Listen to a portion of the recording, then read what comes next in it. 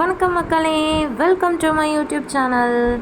இன்றைக்கி நம்ம என்ன பார்க்க போகிறோன்னா, எப்போவுமே இட்லி மாவு தோசை சாப்பிட்டு போர் அடிச்சு போச்சா, இந்த மாதிரி ஒரு தடவை தோசை ஊற்றி ட்ரை பண்ணி பாருங்கள். இந்த தோசைக்கு பேர் என்னென்னா துவரம்பருப்பு தோசை. இது எப்படி செய்யுதுன்னு பார்த்துடலாம் வாங்க. One of my favourite dish. அதுக்கு ஃபஸ்ட்டு இட்லி அரிசி ஒரு டம்ளர் போல் எடுத்துக்கோங்க.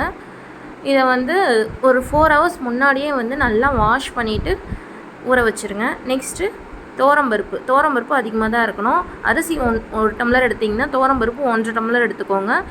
இது ஒரு 2 hours முன்னாடி நல்லா வாஷ் பண்ணிவிட்டு ஊற வச்சுக்கோங்க. இது ரெண்டுத்தையும் இப்போ நம்ம அரைச்சி எடுத்துகிட்டு வந்துடலாம். ஃபஸ்ட்டு அரிசி போட்டு நல்லா அரைச்சி எடுத்துக்கலாம். அரிசி நல்லா மெஞ்சிருச்சு பாருங்கள். இந்த அளவு மெய்யணும். ரொம்ப நைஸாக எடுத்துடக்கூடாது. கொஞ்சம் ரவை பதத்துக்கு இருக்கணும்.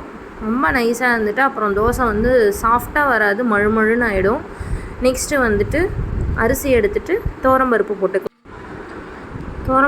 போட்டு அரைச்சிக்கலாம். இப்போ ரெண்டும் தனித்தனியாக தான் அரைக்கணும். லாஸ்ட்டாக வேணால் ஒன்றா மிக்ஸ் பண்ணிக்கலாம்.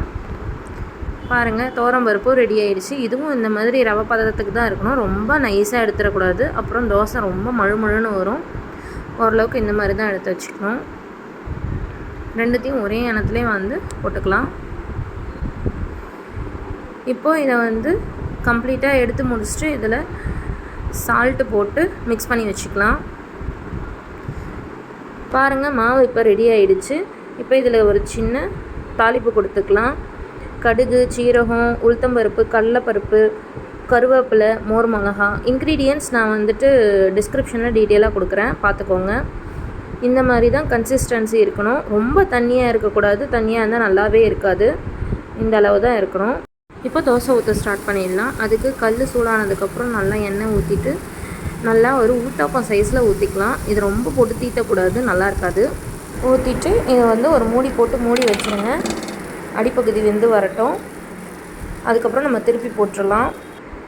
பாருங்கள், திருப்பி போட்டாச்சு. இப்போ நல்லா ரெடி ஆகிடுச்சு. அடிப்பகுதி நல்லா மொறுமொறுன்னு ரெடியாக இருக்குது. இன்னொரு பக்கம் சாஃப்டாக வெந்திருக்கு. அவ்வளோதான், ரெடி. நம்மளோட டிஷ் ரெடி ஆகிடுச்சு. இதுக்கு சைட் டிஷ் பார்த்திங்கன்னா வெங்காய சட்னி தான் சூப்பராக இருக்கும். நீங்கள் இந்த மாவில் இட்லி கூட ஊற்றிக்கலாம். ஆனால் அந்த மாவு புளிக்க வச்சு ஊற்றினா தான் நல்லாயிருக்கும். தோசைக்கு அப்படியே சாப்பிட்டா தான் சூப்பராக இருக்கும். ட்ரை பண்ணி பாருங்கள், செம்ம அல்டிமேட்டாக இருக்கும். இந்த தோசைக்கு வெங்காய சட்னி மட்டும்தான் நல்லாயிருக்கும். ட்ரை பண்ணி பார்த்துட்டு எப்படி இருந்ததுன்ட்டு கமெண்ட்டில் சொல்லுங்கள். இந்த வீடியோ உங்களுக்கு பிடிச்சிருந்தா லைக் பண்ணுங்கள், ஷேர் பண்ணுங்கள், என்னோடய சேனலை சப்ஸ்கிரைப் பண்ணுங்கள். தேங்க்ஸ் ஃபார் வாட்சிங்.